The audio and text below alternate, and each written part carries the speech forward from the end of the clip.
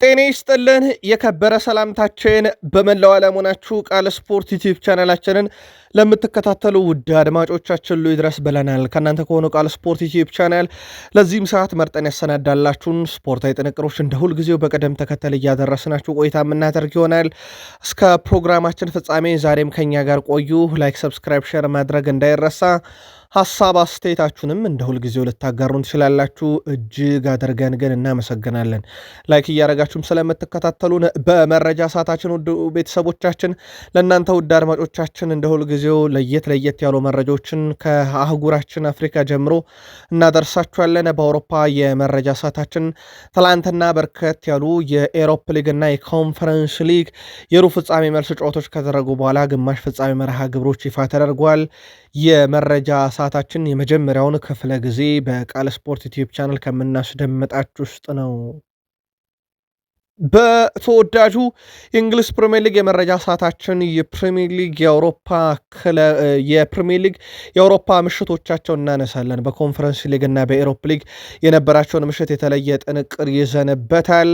ከዛ በዘለለ ውድ ቤተሰቦቻችን በተወዳጁ የእንግሊዝ ፕሪሚየር ሊግ የመረጃ ሰዓታችን በፕሪሚየር ሊግ ቢግ ሲክስ የሚባሉ ክለቦች ላይ ትኩረት እናደርጋለን። የጆሴፍ ፔፕ ጋርዲዮላ ቡድን ማንቸስተር ሲቲን የተመለከተ በጣም ለየት ያለ መረጃ ለእናንተ ውድ አድማጮቻችን በመረጃ ሰዓታችን ዛሬ በስፋት ይዘንላችሁ መጥተናል። ለየት ያሉ መረጃዎችንም ለሲቲ ደጋፊዎች በቃል ስፖርት ዩቲዩብ ቻናል ትከታተሉታላችሁ።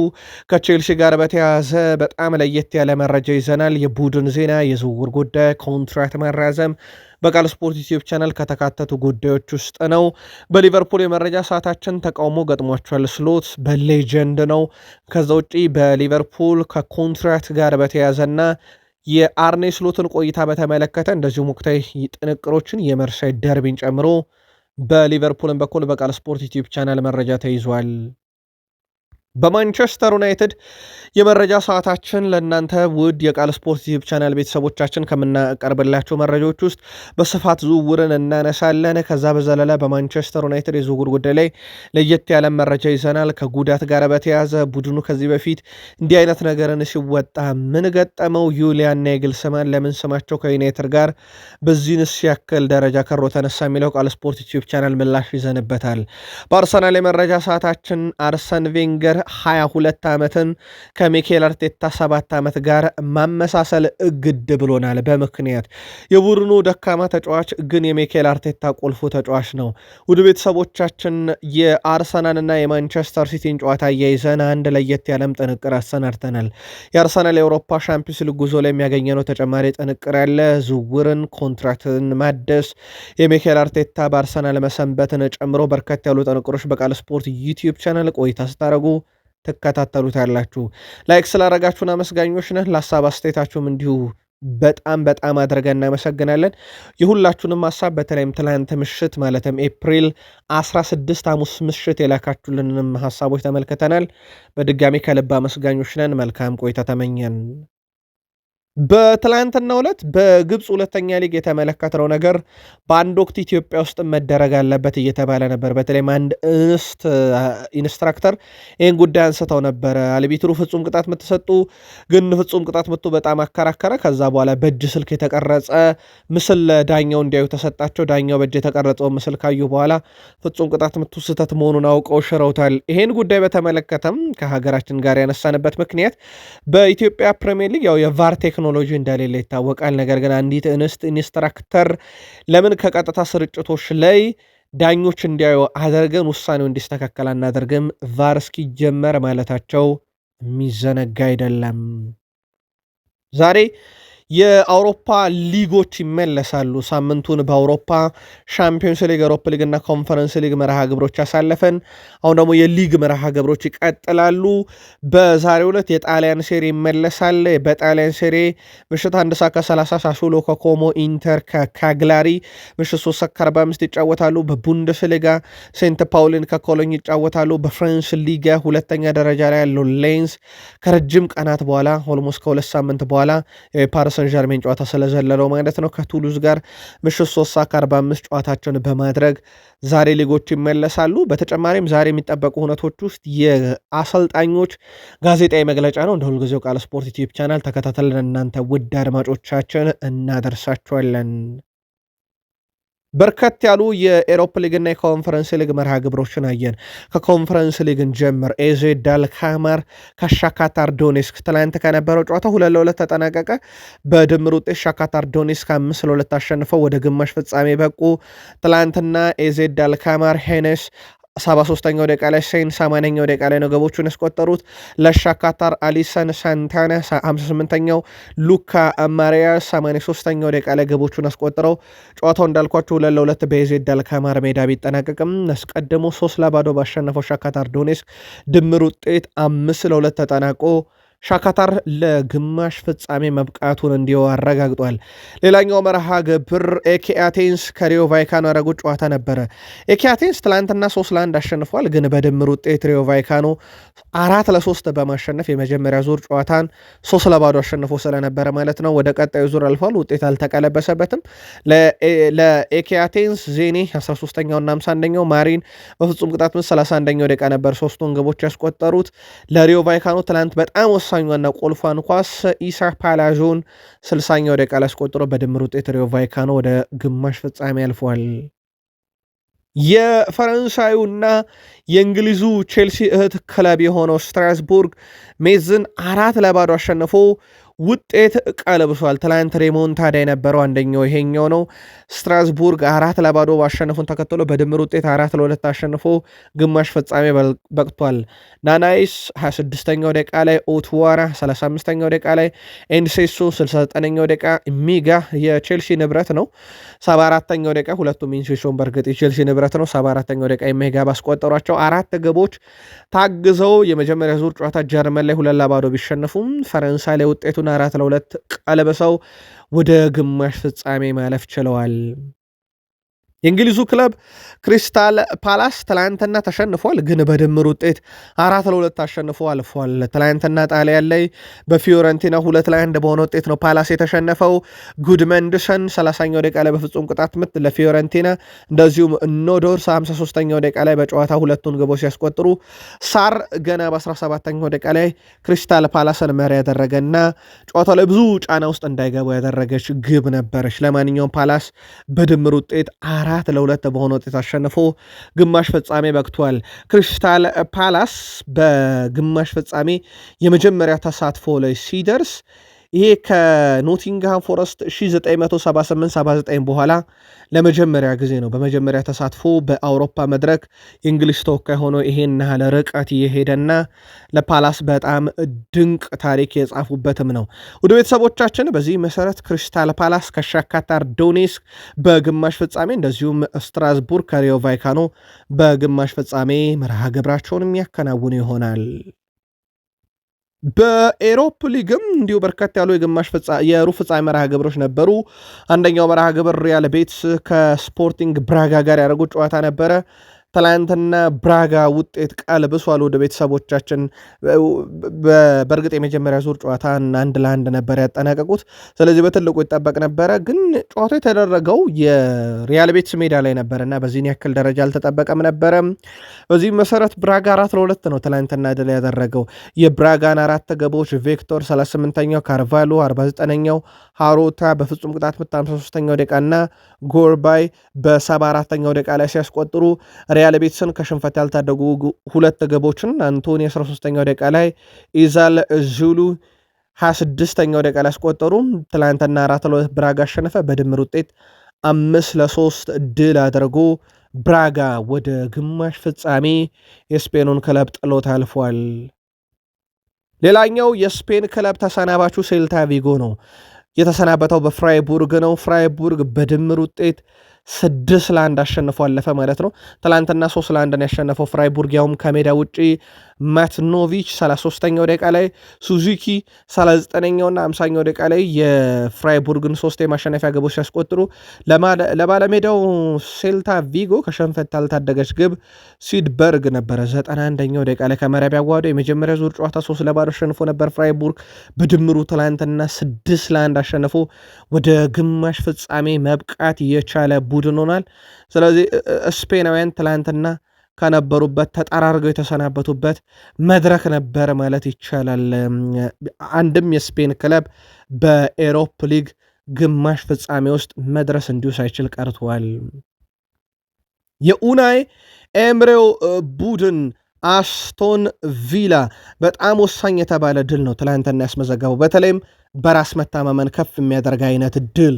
ትላንትና ቦሎኛን 4-0 ነው ድል ያደረጉት። በነገራችን ላይ አስቶን ቪላዎች ኦሌ ዋትኪንስ 16ኛው፣ ቦንዲያ 26ኛው፣ ሮጀርስ 39ኛው፣ ኮንሳ 89ኛው ደቂቃ አራቱን ግቦች አስቆጥሯል።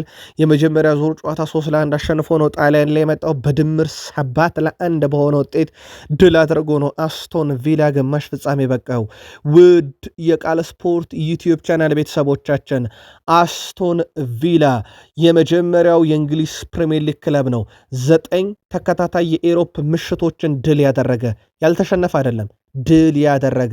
ማካቢ ቴል-አቪቭ፣ ያንግ ቦይስ፣ ባዜል፣ ፌነርባቼ፣ ሳልዝቡርግ፣ ሊልና ቦሎኛን በደርሶ መልስ 7 ተከታታይ ጨዋታ። ወደ ኋላ መለስ ብንል ቼልሲ 2013 እስከ 2018 8 ተከታታይ ጨዋታን በአውሮፓ ምሽት ድል ያደረገ የእንግሊዝ ቀዳሚ ቡድን ነበረ። ያ ሪከርድ አሁን በአንድ ሲዝን በኡናይ ኤምሬ ቡድን አስቶን ቪላ ሪከርዱ ተወስዷል። ኦሌ ዋትኪንስ በአጠቃላይ ወደ ቤተሰቦቻችን ለእንግሊዙ ክለብ እየተጫወተ ለአስቶን ቪላ ማለት ነው 100 ግቦች ላይ ለመድረስ ጥቂት ብቻ ነው የቀረው። ኦሌ ዋትኪንስ በእንግሊዝ ፕሪሚየር ሊግ ለክለቡ እያገለገለ የሚገኘው ከ2020 ጀምሮ ነው። በሁሉም መድረክ ላይ 100 ግብ ለአስቶን ቪላ ማለት ነው። ሳላ በሁሉም መድረክ 159 ግብ፣ ኤርሊንግ ብሮት ሃላንድ 157 ግብ በሁሉም መድረክ አስቆጥረው ከሱ በላይ ግብ ያላቸው ናቸው። ኦሌ ዋትኪንስ ፍጹም የተለየ የውድድር ዓመት እያሳለፈ ነው። ይህ ተጫዋች ካስታወሳችሁ ባለፈው ጥር ወደ አርሰናል ሊያመራ የሚችልበት በጣም ሰፊ እድል የነበረ ግን አሁንም በአስቶን ቪላ ካርሞ በጣም ደንግ ጊዜን እያሳለፈ ያለ ተጫዋች ሆኗል። ኡናይ ኤምሬ 7 ጊዜ የኤሮፕ ሊግ ግማሽ ፍጻሜ መድረስ ችሏል። በቀጣይ 3 ጨዋታዎች ማሸነፍ ከቻለ ደግሞ ለ5ኛ ጊዜ ኤሮፕ ሊግን ማሳካት ይችላል።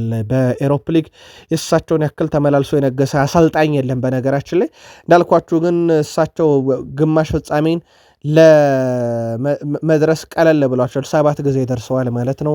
ከአስቶን ቪላ፣ ከቪላሪያል፣ ከአርሰናል፣ ከሴቪያ፣ ከቫሌንሺያ ጋር አደረገውታል። ፍጻሜ ደርሰው ደግሞ ኡናይ ኤምሬ 4 ያሸንፈዋል። ዲየጎ ሲሜኔ 2 ያሸንፈዋል። ከዛ በኋላ 2 ያሸነፈ አንድም አሰልጣኝ የለም። እነ ፖስቴኮግሉ፣ እነ ሉዊስ ሜልደርብ፣ እነ ኦሊቨር ግላስነር፣ እነ ዩሊያ ሎፔቴጊ ምናምን እያለን አንዳንድ ብቻ እነ ራፋኤል ቤኒቴዝ፣ ጆዜ ሞሪኖ እንጠቅሳለን። ኡናይ ኤምሬ ግን 4 የነገሱ ናቸውና በጣም ትልቅ ልምድ ይዘው እዚህ መጥተዋል።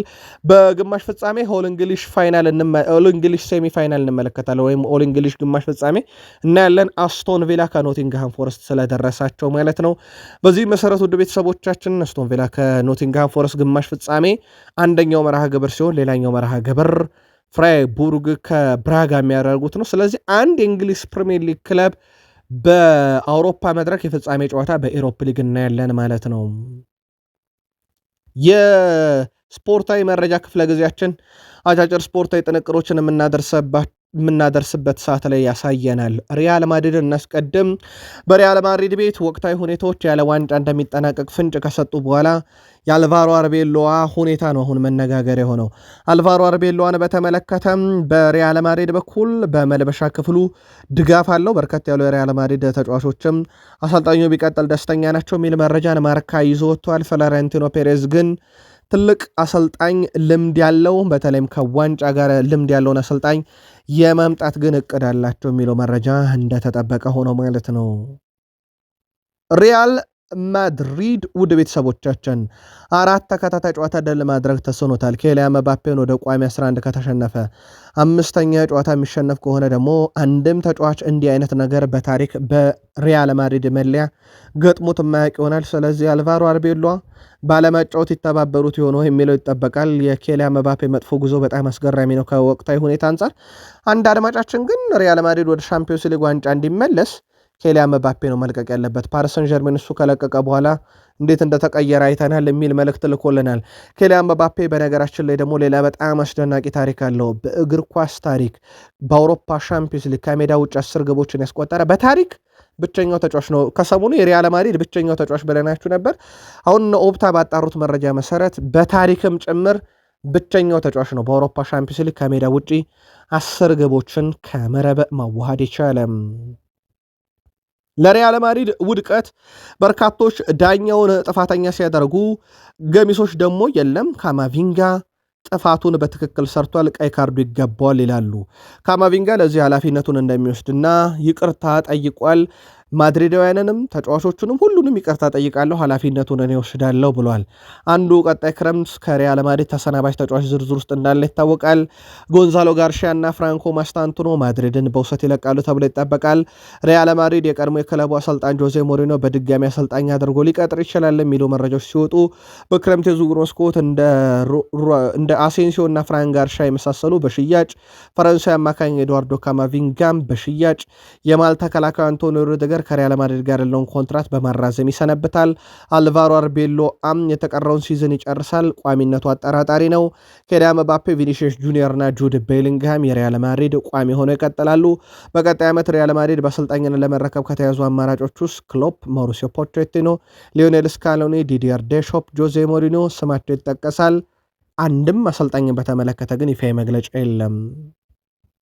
ውድ የቃል ስፖርት ዩቲዩብ ቻናል ቤተሰቦቻችን ሪያል ማድሪድ በባርሴሎና ጉዳይ የተለየ ውሳኔ ነው። ውሳኔው ሪያል ማድሪድ ባርሴሎና የላሊጋ ዋንጫን ከኤል ክላሲኮ ጨዋታ በፊት አረጋግጦ የሚመጣ ከሆነ ግራና ቀኝ ቆመን አጨብጭበን ወደ ሜዳ ባርሴሎና እናስገባን ብለው ከውሳኔ ደርሰዋል። ይሄ በበርካታ ሊጎች ይደረጋል። ነገ በኔ ብለው ክለቦች ሀያላን ቢሆኑ እንኳን ዋንጫ ላሸነፈው ቡድን አጨብጭበው ያስገባሉ። ይህንን ደግሞ ለአብነት ያክል እነ አርሰናል፣ እነ ቼልሲ፣ ሊቨርፑል፣ ሲቲ፣ ቶትናም ቢግ ሲክስ ክለቦች ሆነው ለሌስተር ሲቲ የደረሰው ክለብ አጨብጭቧል። በነገራችን ላይ በወቅቱ ክለቦቹን እናንተ ጻፏቸው፣ ግን ያጨበጨቡ ቢግ ሲክስ ክለቦች እንዳሉ ይታወቃል። ለሌስተር ሲቲ የክብር ነው ጉዳዩ። ለቢግ ሲክስ ክለብ ብቻ ለሚጨበጨበው ልላችሁ ነው። ማድሪዳውያን ግን ለባርሴሎና አናጨበጭብም ድል ካደረጉ ዋንጫውን ከኛ ጨዋታ ኤል ክላሲኮ በፊት ብለዋል። ጉዳዩ እንዴት አገኛችሁት? በዩቲዩብ ገጻችን ምላሻችሁን ጻፉልን። ጄሚ ካራገር ባርሴሎና በአውሮፓ ሻምፒዮንስ ሊግ ከተሰናበተ በኋላ ብዙም ሰርፕራይዝ አልሆንኩም፣ አልተገረምኩም፣ አልተደነኩም። ተመሳሳይ ታሪክ፣ ውብ እግር ኳስ ምንም ፋይዳ የሌለው ሲል ተችቶታል የሃንሲ ፌሊክን የእግር ኳስ ፍልስፍና። ይህ ቡድን በጣም ምርጥ ነው፣ ግን ዋንጫ ለማንሳት በርካታ ዓመታትን የሚጠብቅ ይመስለኛል ብሏል። የአውሮፓ ሻምፒዮንስ ሊግን ማለቱ ነው። እናም በጣም ውብ እግር ኳስን ይጫወታሉ። ነገር ግን ውብ እግር ኳስ እንደ አውሮፓ ሻምፒዮንስ ሊግ ላሉ መድረኮች ላይ ብቸኛው መድኃኒት፣ ብቸኛው መፍትሄ አይደለም። ቡድኑ ግን ማስቆጠር ያለበት ጨዋታዎችን አንዳንድ ጊዜ በተለየ ቴክኒክ መጫወት አለበት።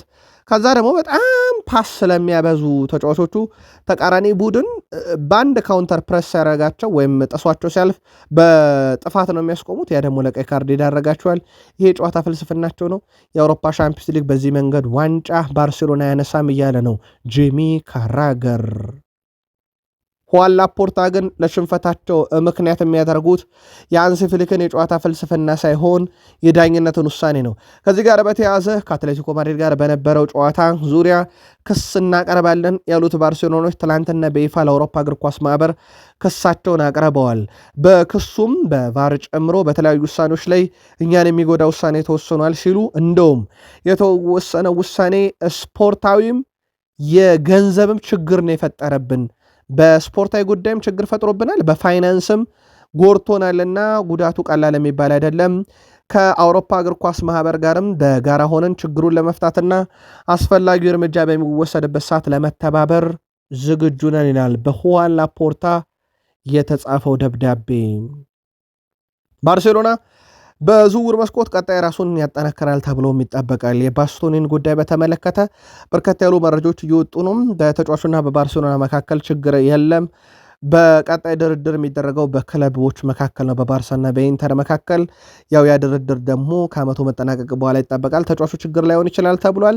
ሌላው የቡድኑ ቁልፍ ተጫዋች ላሚን ያማልን በተመለከተ ምንም እንኳን በዚህ ውድድር ዓመት ሊያነሳ የሚችለው ትልቅ ዋንጫ ላሊጋ ሆኖ ቢወሰንበትም ላሚን ያማል ለባርሴሎና በሁለቱ የአትሌቲኮ ማድሪድ የአውሮፓ ሻምፒዮንስ ሊግ ሁለት የደርሶ መልስ ጨዋታ ግን የነበረው ቁጥር ፍጹም የተለየ ነው። በርካታ ስኬታማ ድሪብል፣ በርካታ የአንድ ለአንድ የተሸነፈ፣ በርካታ ኳሶችን ያጨናገፈ፣ በርካታ ጥፋት የተሰራበት፣ በርካታ የግብ ዕድል የፈጠረ፣ በርካታ ሙከራን ያደረገ ነበር። ግን ለባሎንዱር ዘንድሮም እንዳይበቃ የአውሮፓ ሻምፒዮንስ ሊግ ዋንጫን እንደማያነሳ ተረጋግጧል።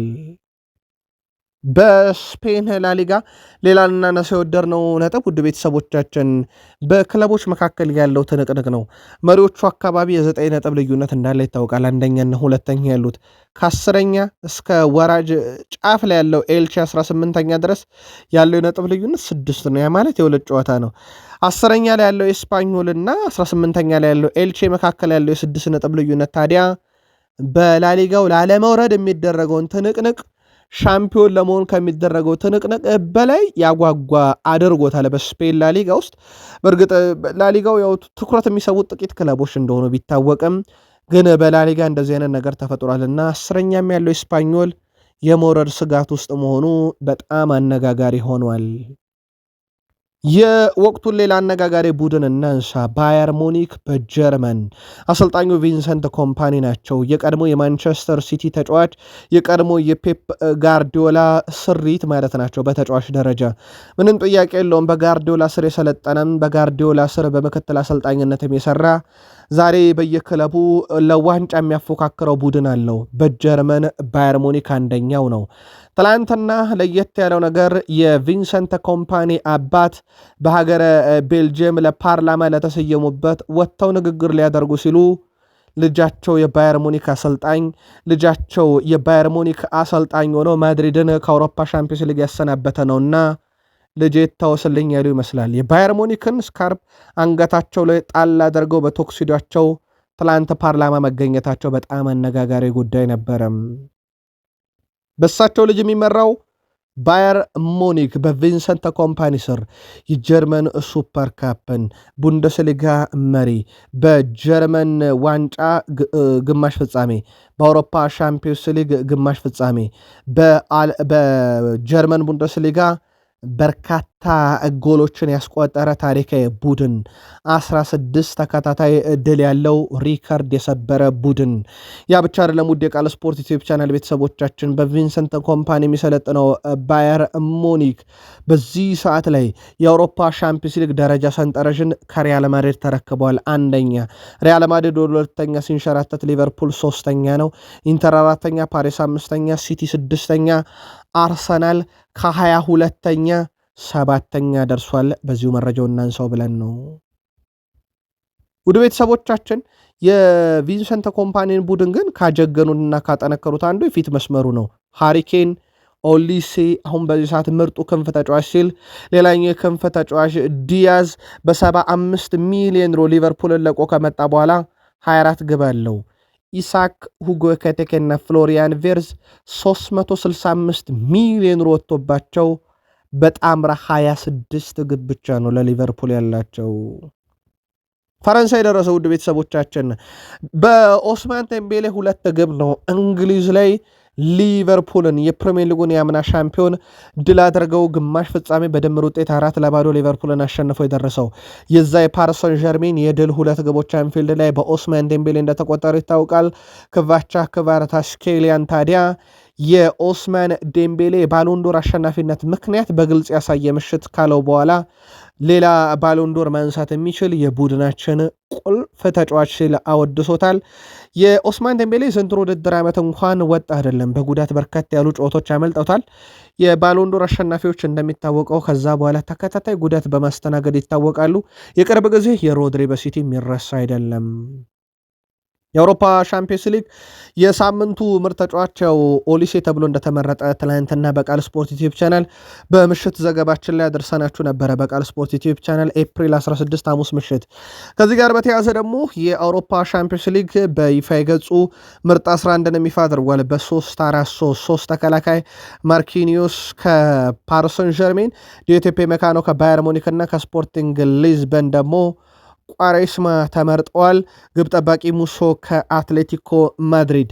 አራቱ የአማካኝ ስፍራ ተጫዋቾች በ6 ቁጥር ቦታ ላይ ዙቤሜንዲ እና ኪሚች ከአርሰናልና ከባየር ሙኒክ፣ ከነሱ ግራና ቀይ ሎሬንቴ ከአትሌቲኮ ማድሪድ፣ አርዳ ጉለር ከሪያል ማድሪድ፣ ፊት መስመሩን ደምቤሌ ከፓሪሰን ጀርሜን፣ ኦሊሴ ከባየር ሙኒክ እና ፌራን ቶሬዝ ከባርሴሎና ፊት መስመሩ ላይ የሳምንቱ ምርጥ 11 ተብለው ተመርጠዋል። ንጎሎ ካንቴ ጋር ደረሰን። ንጎሎ ካንቴ በዚህኛው የዓለም ዋንጫ ሀገሩን የሞከለ ዕድሉ በጣም ሰፊ ነው። ገና ነው የብሔራዊ ቡድን ጥሪ ያው እስከ ግንቦት 24 ድረስ ሙሉ ይጠናቀቃል ተብሎ ይጠበቃል። ወደ ሳውዲ አረቢያ ሄድኩት ይላል፣ ህዝቦቼን ለመለወጥ ነው ብሏል። ብዙ ሚሊዮን ገንዘብ በሳውዲ አረቢያ አግኝቻለሁ ያለው ንጎሎ ካንቴ ግን በእግር ኳስም ስዝናና ነበረ፣ ግን የኔ ምርጥ ኢንቨስትመንት በተወለድኩበት ቦታ ህዝቤን ማገልገል ነው። ህይወታቸውን ለመቀየር ቃል ገብቼ ነበረ፣ አድርጌዋለሁ ብሏል። በዚህ ዓመት በጣም በመከራ ላይ ላሉ ህዝቦቼ ትምህርት ቤቶችን፣ ሆስፒታሎች፣ ስቴዲየሞችና ውሃ ማጠራቀሚያ ቦታ ለመገንባት ገንዘቡን ተጠቅሜዋለሁ። በሳውዲ አረቢያ የሰራሁት ምርጥ ኢንቨስትመንት ሚሊዮን ገንዘቦችን አግኝቼ ሚሊዮኖችን ለምስኪኑ ተወልጄ ላደግኩበት ህዝብ ፈሰስ አድርጌዋለሁ ብሏልና ወደ ሳውዲ የመሄዱ ምክንያት ገንዘብ መሆኑን በዋነኝነት ይታወቅልኝ ብሏል ንጎሎ ካንቴ። ከክርስቲያኖ ሮናልዶ ጋር በተያዘ ማህበራዊ ትስስር ገጽ ላይ ከወቅታዊ ሁኔታ ጋር በተያዘ ስለ ሮናልዶ የተጋራው ምስል ትንሽ ፈገግ የሚያደርግ ግን ደግሞ ያው በቀልድ መልክ የተጋራ እንደሆነ እናውቀዋለን። በወቅታዊ ጉዳይ ላይ ትናንትና ከነበረ ሀገራዊ ጉዳይ ጋር በተያዘ ተያይዞ የሮናልዶ ነገር ሲነሳ ነበር። ያው ሳውዲ ውስጥ እንዳለ ይታወቃል እና ከሮናልዶ ጋር በተያዘ ግን ያው እሱ ለገንዘብ ሄዷል ለማለት በብዙ ይቸግራል። ሮናልዶ በዛን ያክል ደረጃ የገንዘብ ችግር ኖሮበት ወደ ሳውዲ አምርቷል ተብሎ አይታሰብም። ግን የራሱን አብዮት ገንብቷል የሚለው ሞር ሚዛን የሚደፋ ይመስላል። ሮናልዶ በዚህ ሳምንት ግን ተቀይሮ ሲወጣ ተመልክተን ነበረ። ምክንያቱም ተጠይቀው ነበረ። ሆርጌ ሄሱስ ቀይሬ ያስወጣሁት የሆድ ህመም አጋጥሞት ነው ብሏል እንጂ ሌላ ጉዳት እንደሌለበት አረጋግጧል። ስለዚህ በቀጣይ ጨዋታ ላይ ይገኛል። በሆድ ህመም ምክንያት ብቻ ተቀይሮ እንደወጣ ይታወቅልኝ ብለዋል። CR7 ክርስቲያኖ ሮናልዶን ቡድኑ በዚህ ሳምንት 1-0 ድል አድርጎ መሪነት ልዩነት ነጥቡን ወደ 8 ከፍ ማድረጉ ይታወቃል። ቃል ስፖርት ዩቲዩብ ቻናላችን ላይ ትገኛላችሁ። ይሰቱን የተመራረጡ ስፖርታዊ ጥንቅሮች ከሀገር ቤት እስከ ባህር ማዶ ለእናንተ ውድ አድማጮቻችን እያጋርናችሁ እንገኛለን። ከቃል ስፖርት ዩቲዩብ ቻናል ጋር ቆይታ ስታደርጉ ላይክ እያደረጋችሁ አበረታቱን። ሀሳብ አስተያየት ካለም ጻፉልን። ወደ ተወዳጁ የፕሪሚየር ሊግ መረጃ ተሸጋጋርን። እነሆ ማንቸስተር ሲቲ ምስረታውን ካደረገ 132 ዓመት ሞላ። ውድ ቤተሰቦቻችን የሲቲ የእግር ኳስ ታሪክ ግን ባለፉት 20ና 25 ዓመታት ድምቅ ብሎ የተጻፈ ነው። በተለይም ምስጋና ከወደ አረብ በፔትሮ ዶላር ለመጣ ብር ይግባና ዋንጫም ተጫዋችም ሁሉ ነገር የማይቸግረው ቡድን ሆኗል። ማንቸስተር ሲቲ 132 ዓመት በእግር ኳስ ውስጥ የከረመው ሲቲ 10 የፕሪሚየር ሊግ ዋንጫ፣ 9 የካራቦ ካፕ ዋንጫ፣ 7 ኤፍ ኤ ካፕ፣ ሻምፒዮንስ ሊግ፣ የአውሮፓ ሱፐር ካፕ እና የፊፋ ክለቦች ዋንጫን ማሳካቱ ይታወቃል። ለመጀመሪያ ጊዜ ዋንጫን በአውሮፓ መድረክ እያነሳውም እንዲሁ በፔፕ ጋርዲዮላ ዘመን ባለፉት 10 ዓመታት ውስጥ የሳቸው ሹመት ቀጥሎ ነው። የፕሪሚየር ሊግ ዋንጫንም ከ44 ዓመት በኋላ ሲያነሳ እኚሁ ከአረብ አካባቢ የመጡ ባለሀብቶች ለቡድኑ መነቃቃት ምክንያት እንደነበሩ የሚዘነጋ አይደለም። የዚህ ቡድን 132 ዓመታት ውስጥ ካለፉት 25 ዓመት ግዙፍ ታሪክ ውስጥ 10 ዓመት በፔፕ ጋርዲዮላ የተያዘ ነው። ውድ የቃል ስፖርት ዩቲዩብ ቻናል የማንቸስተር ሲቲ ደጋፊዎች ፔፕ ጋርዲዮላ ቡድኑን ከያዙ በኋላ ከየት ወዴት ወሰዱት የሚለው በግልጽ የሚታወቅ ነገር ስለሆነ እሱን እንቶ ይልቁንስ ዘንድሮ እሳቸው ለቡድኑ ዋንጫ ማምጣት ይችላሉ የሚለውን ካየን ግን ከተቀሩት 2 ወሮች ውስጥ ኤፕሪል አሁን ያለንበት ወር ላይ 79.5% ጨዋታን የማሸነፍ ምርጥ ንጻር ያላቸው የፕሪሚየር ሊግ አሰልጣኝ ናቸው። ሜይ ደግሞ ቀጣይ ወር ላይ 78.1% ጨዋታ የማሸነፍ ንጻሬ ያላቸው ሌላ ምርጡ አሰልጣኝ ናቸው። ስለዚህ እሳቸው የመጨረሻ 2 ወሮች ላይ በጣም የፕሪሚየር ሊጉ ምርጥ የማሸነፍ ንጻሬ ያላቸውና ለሲቲ ምናልባት ሌላ 11ኛ የእንግሊዝ ፕሪሚየር ሊግ ዋንጫ የሚያመጡበት ዓመት ሊሆን እንዲችል ግምትም እንዲሰጣቸው ያደረገ ነው። እዚህ የእሳቸው ቡድን ውስጥ በርካታ ቁልፍ ተጫዋቾች አሏቸው። ለአብነት ያክል ሪያን ሼርኪ ማንሳት እንችላለን። ሃላንድን ብዙዎችን ማንሳት እንችላለን። የሼርኪ ዘንድሮ ለየት የሚያደርገው ነገር በአሲስት ደረጃ ነው። በርካታ አሲስት ያለው ዘንድሮ። የእሱ ለየት የሚያደርገው በፕሪሚየር ሊጉ ቁጥር 1 አሲስት አድራጊ የሚያደርገው በጨዋታ እንቅስቃሴ 9 አሲስት አለው። ከፕሪሚየር ሊጉ ከፍተኛ አሲስት አድራጊ ብሩኖ በ2 ይልቃል። በክፍት ጨዋታ ብሩኖ 7፣ ኤርሊንግ ብሮት ሃላንድም 7 ከክፍት ጨዋታ አሲስት አላቸው። የሪያን ሼርኪ እንግዲህ የፕሪሚየር ሊጉ ሁለተኛ ከፍተኛ አሲስት አድራጊ ነው። በክፍት ጨዋታ ሲሆን ግን ቁጥር 1 አሲስት አድራጊም ጭምር ነው። አሰልጣኝ ፔፕ ጋርዲዮላ በአመቱ መጨረሻ ክለቡ ጋር ስለሚለያየው ቤርናንዶ ሲልቫ ምልከታቸውን አጋርተዋል። ሲልቫን በልዩ ሁኔታ እንደሚንከባከቡ ገልጸዋል። ድክመቴ ሲልቫ ነው ያሉት ጋርዲዮላ እሱን ሳየው በልዩ ሁኔታ ነው የምንከባከበው ሲሉ ተደምጠዋል። ሁሉንም ተጫዋቾች በጥንቃቄ እንደሚገለጹት ፔፕ ጋርዲዮላ ተጫዋቾች ይሄን ድርጊቴንም ያውቃሉ ብለዋል። የቡድን አባላት እረፍትና ፍቃድ ሲፈልጉ የሚያስጠይቁኝ በቤርናንዶ ሲልቫ በኩል ነው ያሉት እሳቸው አጥብቀው እንደሚወዱና እንደሚንከባከቡት በቀሩት ቀናትም ተናግረዋል። ምናልባት የእሳቸው ቡድን ቀጣይ ከአርሰናል ጋር በጣም ወሳኝ የተባለ የፕሪሚየር ሊግ ጨዋታ የፊታችን እሁድ አለበት። ምናልባት ቤርናንዶ ሲልቫን በፕሪሚየር ሊግ ዋንጫ መሸኘት ካሰቡ ድል ማድረግ ይጠበቅባቸዋል። ግን በጣም አስገራሚ ነገር ኦፕታ ምን እንዳለን እንንገራችሁ። ጨዋታውን ሲቲ ካሸነፈ የዋንጫ ማሸነፍ ንጻሬ የአርሰናል 69%፣ የሲቲ 31%። ጨዋታው አቻ ከወጡ የአርሰናል ዋንጫ የማሸነፍ ንጻሬ 89% ያድግና የሲቲ ወደ 11% ያድጋል። ለመሆኑ ሲቲ ጨዋታውን አሸንፎም ዋንጫ የማሸነፍ ንጻሬውን ኦፕታ ለአርሰናል ከሰጠ አርሰናል ቢያሸንፍ ምን ሰጠ የሚለውን በአርሰናል የመረጃ ሰዓት እንመለስበታለን። ፕሪሚየር ሊጉ ላይ ለቼልሲ አንድ አጣብቂ ነገር አለ።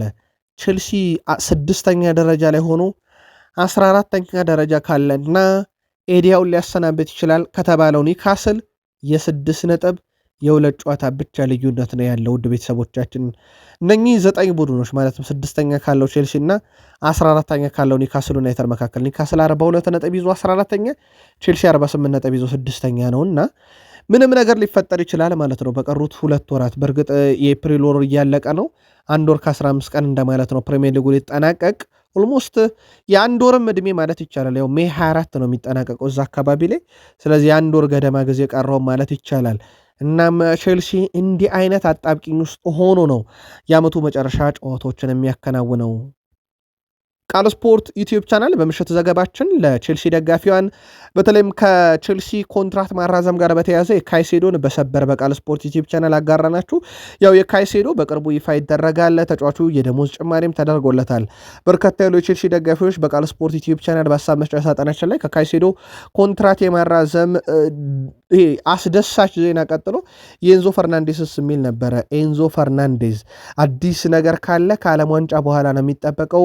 የቀድሞ የፓሪስ ጀርሜን ተጫዋችና የአሁኑ የኤንዞ ፈርናንዴስ ወኪል የሆነው ሃቪየር ፓስቶሬ እንደተናገረው ከሆነ ለዘ አትሌቲክ በሁለቱ መካከል የሚደረገው ድርድር ለጊዜው መቆሙን፣ ነገር ግን ከዓለም ዋንጫ በኋላ ድርድሩ እንደሚቀጥልና ተጫዋቹም በቼልሲ ይቀጥላል ወይንስ ይሰናበታል የሚለውን ነገር እንደሚወስኑ ይፋ አድርጓል። በዚሁ ለቼልሲ ደጋፊዎች መረጃውን እናካፈል ብለን ነው። ቼልሲ እስከ 40 ሚሊዮን ፓውንድ ከአሌሃንድሮ ጋርናቾ ዝውውር ይፈልጋል። ራሱ ከዩናይትድ የገዛበት ሂሳብ እንደማለት ነው። ግን በዚህ ሰዓት አሌሃንድሮ ጋርናቾን ጠይቆም የመጣ ኦፊሻሊም ቼልሲ በገበያው ላይ ወጥቶ እሸጠዋለሁ እስከ 40 ሚሊዮን ፓውንድ ግዙኝ አላለም። በቼልሲ የውስጥ ምንጮች ዘሰን ነው መረጃውን ይዞት የወጣው። ከዚህ ጋር በተያያዘ በክለቡ የሚለቁ እንደዚህ አይነት ተጫዋቾች እንዳሉ ሆኖ ግን ደግሞ በክለቡን የማይለቁም አሉ። የካይሴዶን ነገር ናችሁ። ኤንዞን በእርግጥ በተወሰነ መንገድ ክለቡን እንዲለቅ አይፈለግም። ሌላው እንደ ሌቪ ኮልዊልም ያለ ተጫዋች በነገራችን ላይ ክለቡን እንዲለቅ አይፈለግም። ሌቪ ኮልዊል ክለቡ እስከ 2030 ድረስ የሚቆይ ስምነት ይፈርማል ተብሎ ይጠበቃል። በቅርቡ እንደውም ቼልሲዎች የእሱን አጣማሪ ጭምር ወጥተው ገበያ ላይ እየፈለጉ መሆኑን በቃል ስፖርት ዩቲዩብ ቻናል ከምሽቱ መረጃችንም ላይ ለእናንተ ውድ አድማጮቻችን በዩቲዩብ ገጻችን መረጃን ስትከታተሉ በተለይም ኤፕሪል 16 ሐሙስ ምሽት ለቼልሲ ደጋፊዎች እንዲሁ በዩቲዩብ ገጻችን ማድረሳቸው ይታወቃል። ኢማኑኤል ፔቲ አርኔ ስሎትን ተችቷቸዋል። ኢማኑኤል ፔቲ የቀድሞ የአርሰናል ተጫዋች በተለይም አርኔ ስሎት በተጫዋች አጠቃቀም ጉዳይ ላይ እየሰራቸው ያሉ ትልቅ ስህተት ቡድኑን ዋጋ እያስከፈለ ነው እያለ ይገኛል። በዚህ መሰረት በሳምንቱ በአውሮፓ ሻምፒዮንስ ሊግ አሌክሳንደር ኢሳክን ቀይሮ ከረፍት በኋላ ያስወጣበት መንገድን ተችቶታል። በጣም ጫና እየፈጠረ የነበረ የሊቨርፑልም አደገኛው ተጫዋች ነበረ ብሏል። ግን 46ኛው ደቂቃ ላይ አልተመለሰም። ከዚህ ጋር በተያያዘ ኢማኑኤል ፔቲ ትችቱን ሰንዝሯል። ሳላን በተመለከተ ያው ሳላ አቋም ወርዷል፣ ጥሩ ፎርም ላይ አይደለም። ሳላ እንደ ወትሮ ለሊቨርፑል ጫና የሚፈጠር ተጫዋች አይደለም። ግን ኢሳክን ቀይሮ ማስወጣቱ ትልቁ ስህተት እያለ ይገኛል። ምናልባት ጨዋታውን የተከታተላችሁ የሊቨርፑል ደጋፊዎች በቃል ስፖርት ዩቲዩብ ቻናል በሀሳብ መስጫ ሳጥናችን ላይ ይሄ ጨዋታ ላይ በተመለከተ የነበሩ የአርኔ ስሎትን ተጫዋቾች አጠቃቀም ሁኔታ እናንተ ናጋሩን። ኢማኑኤል ፔቲ ግን ኢሳክ መውጣት አልነበረበትም ብሏል። ከሊቨርፑል ወቅታዊ ሁኔታ ጋር ኮዲ ጋክፖ ክለቡን እንግዲህ አይለቅም ተብሏል። ከዛ በዘለለ በክለቡ በኩል የሚመጡ ዝውውሮችን በተመለከተ ያው የኮናቴ እስካሁን እንግዲህ አዲስ ነገር የለም። በነፃ ነው በዓመቱ መጨረሻ ሊለቅ የሚችለው። አሁንም የደሞዝ ጉዳይ አላገባባቸውም። ምናልባት የደሞዝ ጉዳይ የሚያገባባቸው ከሆነ ኮንትራቱን ሊያድስ የሚችልበት በጣም ሰፊ እድሎች አሉ። ይፋ ጥያቄ ያቀረበ አንድም ክለብ እንደሌለ ይታወቃል ሊቨርፑል በዚሁ አጋጣሚ። ከዚህ ጋር በተያዘ ግን ሊቨርፑልስ ማንን ያመጣል ኮናቴን ቢያጣ የሚለው በርካታ አማራጮች አሉት። ማርኮ ሴኔስ አሁን ገበያው ላይ ያሉ የበርንማውዝ ተጫዋች ናቸው። ቃል ስፖርት ዩቲዩብ ቻናልም በተደጋጋሚ መረጃውን አርሰናችሁ ነበር። ሌላው ሊቨርፑል ከቶትንሃም እንደ አርቺ ግሬ ያለ ተጫዋችን እየተመለከተ ነው። በተለይም ቶትንሃም ከፕሪሚየር ሊጉ የሚወርድ ከሆነ ለሊቨርፑል በጣም ቀላል ዝውውር ሊሆንለት ይችላል። ከሊቨርፑል ዝውውር ጋር በተያያዘ በተከታታይ በቃል ስፖርት ዩቲዩብ ቻናል እንደዚህ አይነት መረጃዎች ይኖራሉና እናስደምጣቸዋለን። ዴቪድ ኦርኔስቴ ዣቢ አሎንሶ አርኔ ስሎትን ይተካሉ ተብሎ ጠይቆ ነበረ። አሎንሶ በሊቨርፑል አጀንዳ ውስጥ እንዳለ የማውቀው ነገር የለም እያለ ነው ዴቪድ ኦርኔስቴ። ሰዎች ይህንን ነገር መስማት ላይፈልጉ ይችላሉ የሚለው ዴቪድ ኦርኔስቴ እኔ ግን መረጃው የለኝም ብሏል። ምናልባት በሊቨርፑል ቤት ግን ሊደነቅ ይችላል ብሏል። ይልቁንስ ይላል የስሎት ኮንትራት ከ27 የሚያበቃ ሲሆን ኮንትራቱን ስለማራዘም የተወራ ነገር ባይኖርም ቀጣይ ዓመት ግን የመቆየት እድሉ በጣም ሰፊ ነው የሚል መረጃን ዴቪድ ኦርኔስቲ አጋርቷል።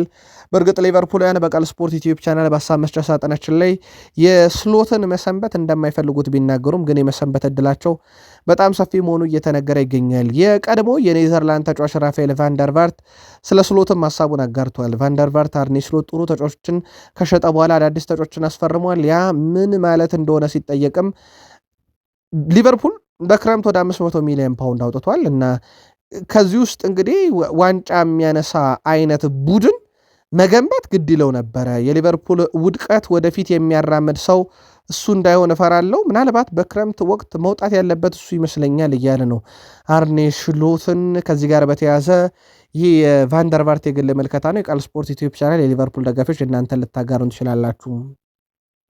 የሳምንቱ ታላቅ ጨዋታ የመርሳይድ ደርቢ ሊቨርፑል ከኤቨርተን። በእርግጥ ሂልዴክሰን ስቴዲየም ላይ ነው ጨዋታው የሚደረገው። በመጪው እሁድ ወደ ሂልዴክሰን አቅንቶ በሚያደርገው የመርሳይድ ደርቢ ጨዋታ የኤቨርተን ደጋፊዎች ትልቅ ቲፎ እያዘጋጁ ነው ተብሏል። በቲፎ ላይ እንግዲህ የሊቨርፑልና የኤቨርተንን ባላንጣነት በደንብ ሊያሳይ የሚችል ባነር እየተሰራ ይገኛል ተብሏል።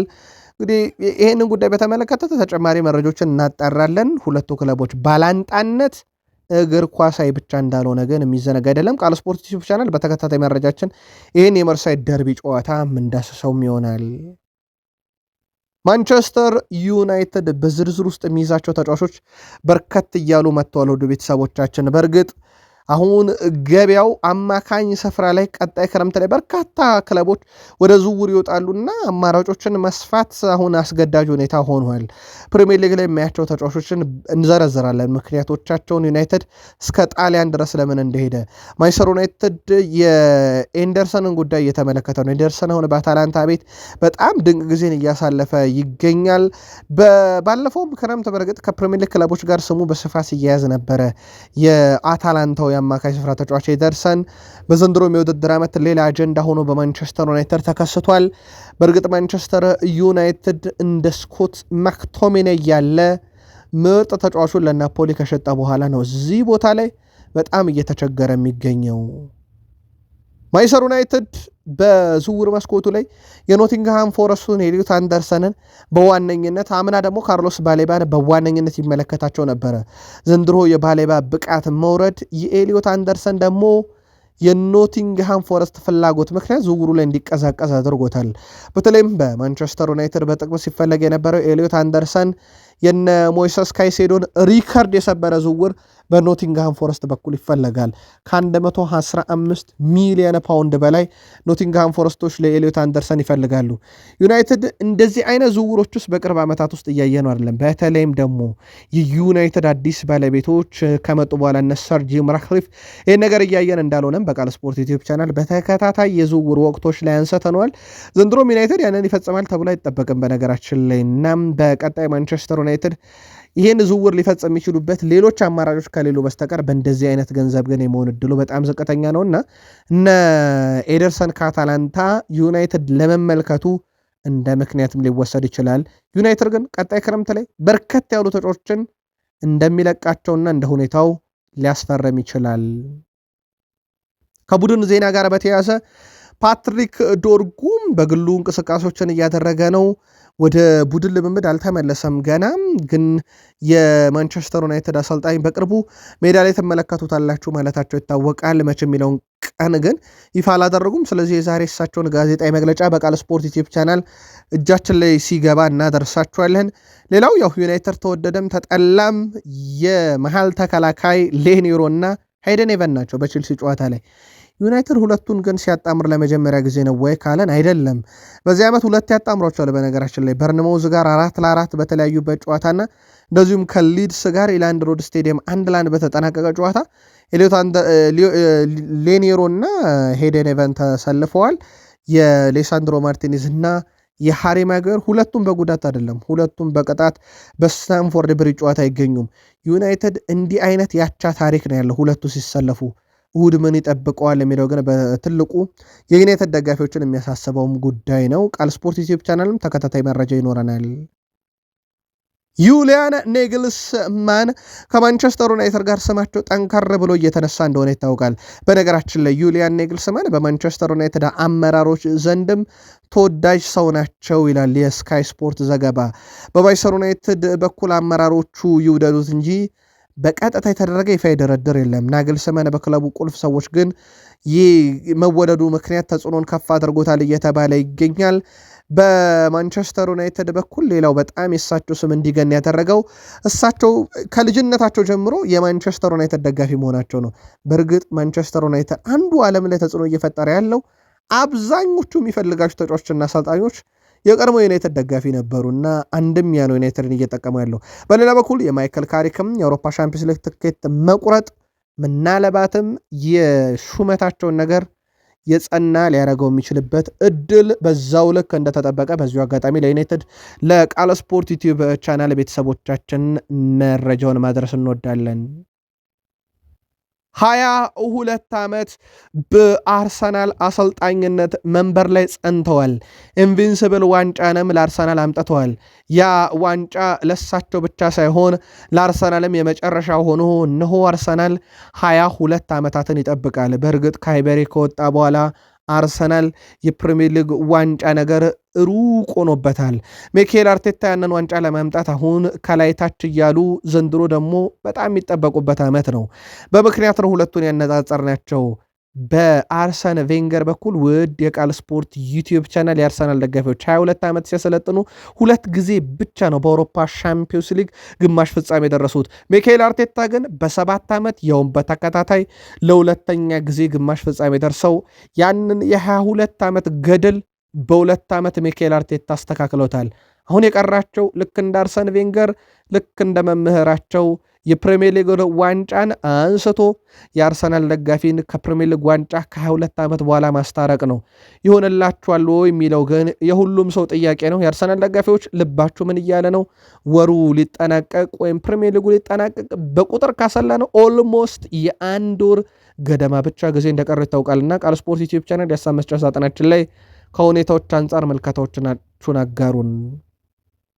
ብዙ ይተቻል ዙቤሜንዲ በተለይም ባክፓስና የጎንዮሽ ፓስ ባክፓሱ ደግሞ ስቅቅ የሚያደርግ ይሉታል የአርሰናል ደጋፊዎች። እንደውም አንዳንድ የአርሰናል ደጋፊዎች በዳቪድ ሪያና በዙቤሜንዲ መካከል የሚደረጉ ቅብብሎች በላይ የሚያሳቅቅ ነገር የለም ይላሉ የአርሰናል ደጋፊዎች። ተቃራኒ ቡድን ከካውንተሩ ይልቅ ሁለቱ ሲቀባበሉ ምን ሰጋለን የሚሉ የአርሰናል ደጋፊዎች ጥቂት አይደሉም፣ በጣም ስለሚሳሳት በሚል ማለት ነው።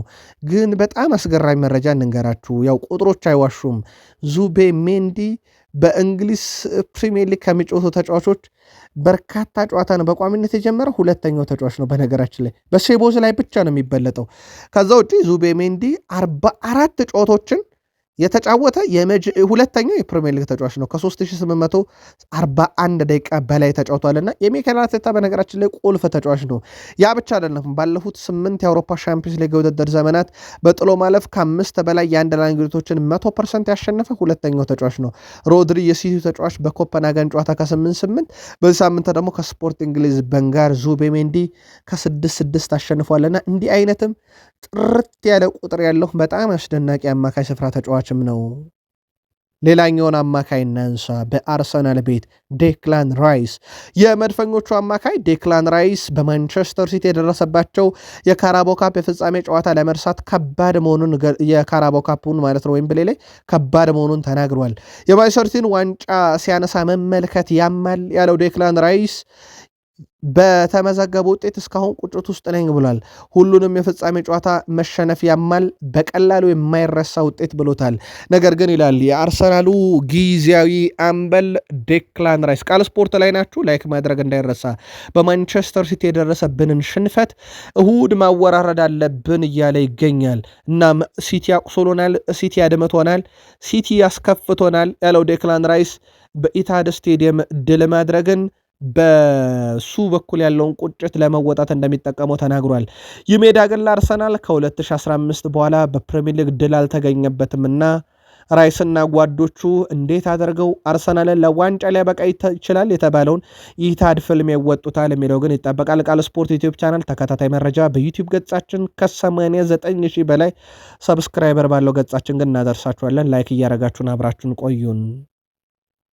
አርሰናል ከሳምንቱ በጣም የተሰጋለ ጨዋታ አንዱ ስፖርቲንግ ሊዝበን ነበር። አንደኛ ጠባብ የግብ ልዩነት 1-0 ነው። ሁለተኛ አርሰናል በጥንቃቄ ሊጫወት ይችላል፣ ምክንያቱም የኢታዱም ጨዋታ ይጠብቀዋልና ይሄ ጉልበት ቆጥቦ ሊጫወት ይችላል የተባለበት ጨዋታ ነበር። በነገራችን ላይ በመላው ዓለም ከ5 ሚሊዮን በላይ ተመልካች አላየውም ያንን ጨዋታ። በአውሮፓ ሻምፒዮንስ ሊግ በሩብ ፍጻሜ ታሪክ በጣም ዝቅተኛ ተመልካች በመላው ዓለም ያየው ጨዋታ ሆኗል።